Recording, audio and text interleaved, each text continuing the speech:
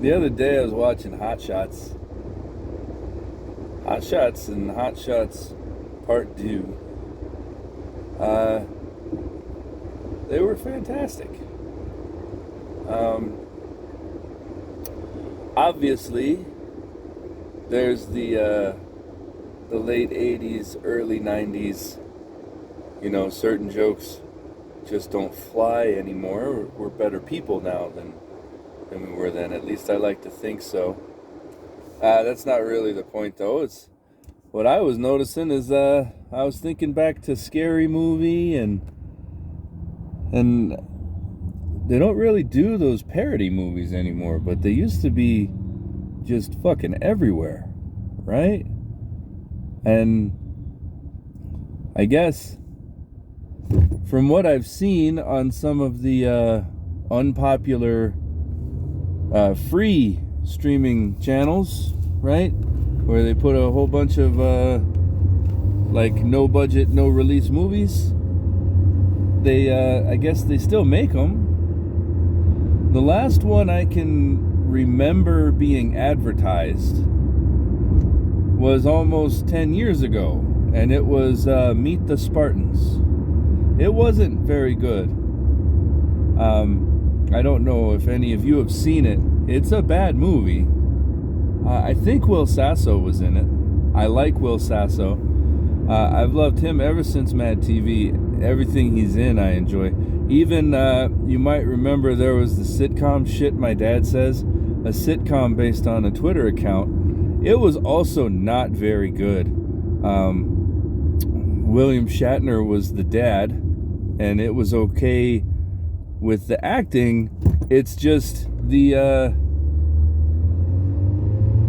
premise was sort of really flimsy. I mean, a guy moves in with his dad, and his dad says funny stuff, right? It's not really groundbreaking or unique enough to warrant its own show that's gonna, keep going. But Will Sasso was in that as well, and he was fantastic. Like always, Will Sasso. I've never seen Will Sasso do a bad job in something, even if his material was not very good, right?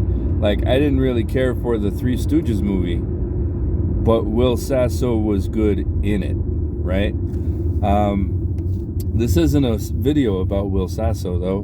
Parody movies. There was another one that came out, and the dumb part of my brain that can't keep track of time says came out recently. I know it wasn't recent because it was contemporaneous with the Twilight movies. It's called Toilet.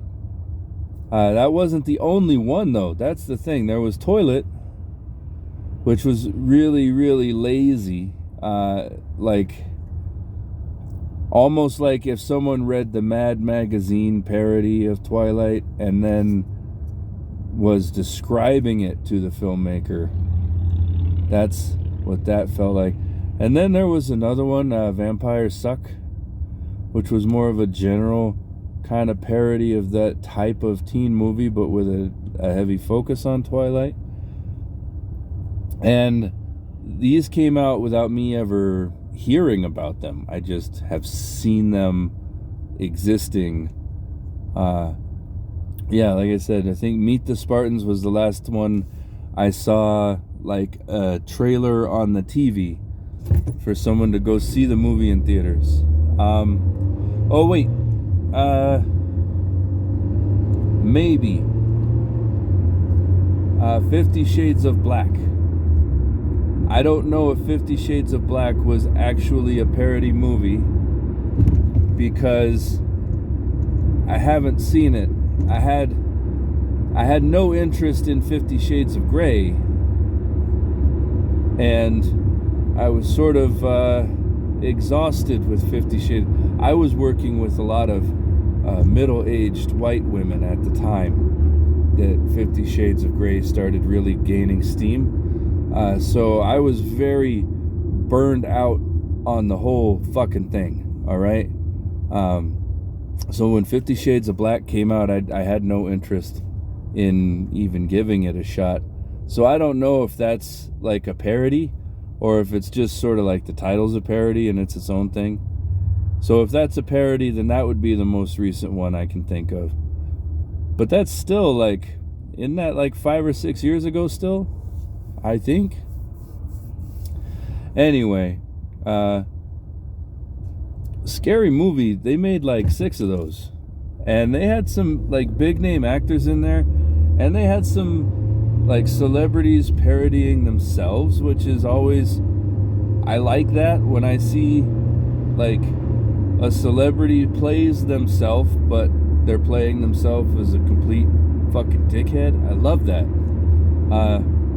Scary Movie had a lot of that. And even though the quality definitely waned as the sequels went on, or should I say the quality wansed as the sequels went on. That was before Marlon Wayans was trying to be a more serious actor in G.I. Joe, which was also bad. G.I. Joe had a lot of problems. But Scary Movie, yeah, it was, I mean, some of the jokes were low-hanging fruit, you know, but at the same time, when you consider that it's a parody of the horror genre, one of the things I've always liked about horror is that horror can have a definite message, definite something to say, and at the exact same time that it has something important to say, it can be just the most shallow, ridiculous crap, right? And that's, I think, you know, some people don't even like hearing me put it like that, but that's honestly kind of beautiful to me that, like, it can straddle the line like that. Like, a horror movie can be complete garbage and seem like it's about nothing but people getting brutally murdered, and at the exact same time can have an important thing to say about capitalism or genocide or economic disparities, class warfare, all kinds of stuff, right? Racism. Oh my God. There's so many horror movies with these great social messages. And the thing about a horror movie being like that is when you're making a parody of the horror movie, right? It really lends itself to you being able to do the low-hanging fruit. It's something that Leslie Nielsen was really good at with when he did the Naked Gun movies and when he did Dracula, Dead and Loving It. Both of those excellent parody movies as well. Again, some definite moments of 80s and 90s cringe comedy that definitely just doesn't, it's not funny to today's audiences, maybe even offensive to today's audiences. But one thing that I think Leslie Nielsen was really good at, it's a Mel Brooks style of humor. So Mel Brooks one time, he was asked how he writes the comedy for his movies, right? And if you watch a Mel Brooks movie, you'll notice it's joke after joke, right? One after another. Mel Brooks said that the way he writes his movies is he puts joke after joke after joke, because the idea is if he puts in a joke that sucks, a joke that's not going to land, it doesn't matter. Because by the time people realize they don't like that joke, they've already moved on to the next joke, right? You're just bombarding people with humor. Leslie Nielsen was really good at that. And the Scary Movies, they were able to follow through with that. Like, some of it was just absolutely stupid. Some of it was ridiculous. It worked within the context of the horror movie parody. Later, and it's kind of a weird thing for me to think about, but I think later, parody movies might have gotten a little more clever. And I think that might have actually been, you know, in this case, a bad thing. The writers started overthinking their jokes, right? And their jokes started being maybe a little more obscure, or maybe the joke was more of just a reference, right? That's the big problem we have with things like Family Guy. And I just can't stand it, is reference comedy, right? Like, it's not funny because you've written a punchline. It's funny because you've reminded somebody that something existed, right? That's not, there's no skill to that, and that's a really shallow comedy. And I don't want to spend a whole video knocking Family Guy either, because, you know, I don't personally like it.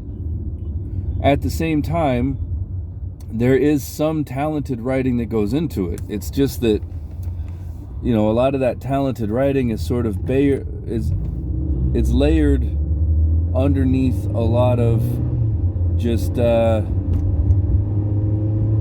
for lack of a better way to put it, it's just like, hey, I was alive in the 70s and 80s, because that's a lot of what it is. Like, you refer to something existed, then you cut away to that something, and maybe it's wearing a fucking funny hat or something, but really the joke is just that was a thing that used to be around, that people enjoyed or what have you.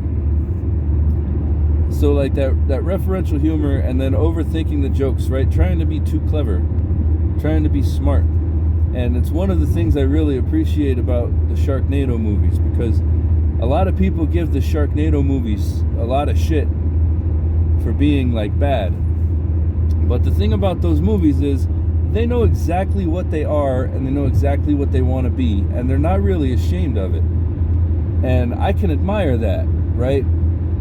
Sharknado 1 was sort of a standard sci-fi original movie, right? They came up with something kind of ridiculous. They filmed it as if they were serious. But all of the Sharknado sequels, they've been winking at the camera the whole time, saying, yes, these are terrible movies. Yes, this plot is stupid. But yes, we're going to have a lot of fun anyway, right? And that was one of the things that was really strong about parody movies, when they sort of acknowledged that, you know, this was a silly thing. And there was also sort of a reverence for the source material. And when you get into things like Toilet and Vampires Suck, that reverence is gone. It's more of a contempt for the source material, right? So all of a sudden now, you're not really into parody. Like, an example I'll use, The Board of the Rings from National Lampoon, right? It's a very short book, published in the 1970s, and it is a parody of Lord of the Rings. And they parody some other fantasy tropes and elements while they're making it. But the whole time you're reading it, you get the feeling that they're good at parodying this stuff because they enjoy the material as well, right? When you watch Galaxy Quest, right? Galaxy Quest is ostensibly about Star Wars and Star Trek, nerd fandoms, much more Star Trek than Star Wars. And when you watch the movie, you can get the feeling that these people are a part of that culture. And that's why they are so adept at making fun of certain aspects of it. When you watch the newer parody movies, like I've mentioned before in this video, it's contempt that you see. They don't have any respect for the thing they're parodying. They're just making fun of it. And I think that takes away from the film. When you're a fan of something, there's a certain understanding that comes along with it. You relate to the material more, so you can have a much better send-up of the material. Another example that I would do is look at the shitposting groups on the internet, right? You'll find a shitposting group for almost every single fandom out there. Even like obscure sitcoms have their own shitposting groups. And the whole idea is people will post their ridiculous humor and memes that basically, they just don't work outside the context of the fandom, right? But within the context of the fandom, like, some of these are really deep pulls on the lore of whatever they're talking about. These are fans who know the material so well that they have their own in-jokes about it. And you don't get that if you hate something, right? If I hated Star Trek, I couldn't make a joke about a character that appeared in one episode in season 3 of The Next Generation. There's no reason for this street sweeper to be revving himself at this fucking red light. I swear to fucking God. It is 100% unnecessary. Jesus Christ. The street sweeper's not even sweeping today. He's fucking moving it somewhere, and he's got to be revving up his fucking brushes. Ridiculous. What are you talking about? Oh yeah, parody movies. So, anyway, that was just a thing I was noticing. That's right, you street sweeper. Get the fuck out of here. Fucking asshole. So, yeah. There's some other ones. I'll name off a few that I remember coming out. You can sort of guess how lazy they are by the title. There was a superhero movie and a teen movie. Not another teen movie. A lot of these, as you could probably guess, they were just sort of taking the scary movie formula. But when you look at something like superhero movies sort of came out before the Marvel Cinematic Universe was as big as it is now. And a lot of the criticisms and things they were parodying in superhero movie only really apply to like 3 or 4 movies. And there are some digs at superheroes and superheroics in general, but I think it would work a lot better if it were rewritten for the modern day. Not another teen movie. And man, honestly, like, that one was weird to me just because the difference between an 80s teen romantic comedy, a 90s teen romantic comedy, and like an early 2000s teen romantic comedy, those are like entirely different genres. They do the movies differently, they're written differently, the plots are structured differently. They have a lot of similarities and a lot of overlap, but it was really weird to me to like parody all of it, especially because like usually a parody's not usually for general audiences, right? Like you can give us some broad appeal, but it's not usually for everybody. So if you're making a movie with a specific audience in mind, people who watch teen movies, you gotta stick to like one generation, you know? Parodying a Molly Ringwald movie and a Jennifer Love Hewitt movie in the same movie, like, there's not as much crossover in the audience with those two actresses as you might assume, right, as an executive. So anyway, if you have your favorite parody movie, I'd love to hear about it. Mine is, I can't decide whether it would be Hot Shots or Hot Shots 2, but I love both.